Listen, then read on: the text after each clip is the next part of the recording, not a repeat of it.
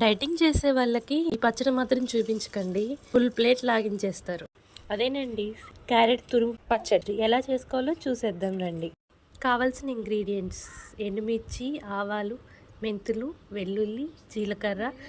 ఇవన్నీ రోస్ట్ చేసి పక్కన పెట్టుకోండి. ఇలా రోస్ట్ చేసుకుని పక్కన పెట్టుకున్న ఇంగ్రీడియంట్స్ని ఇలా ఫైన్ పౌడర్ చేసుకోండి. మరీ మెత్తగా కాదు, చూపిస్తున్న విధంగా చేసుకోండి.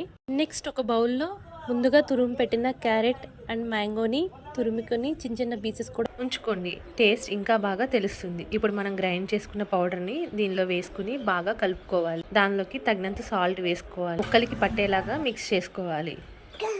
ఇలా బాగా మిక్స్ చేసుకున్నాక ఒక పావు కప్పు ఆయిల్ వరకు దానిలో వేసుకుని ఇంకా బాగా కలుపుకోవాలి.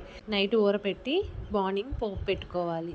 అంతే, ఎంతో రుచికరమైన ఈజీ అండ్ సింపుల్ క్యారెట్ తురుము పచ్చడి రెడీ.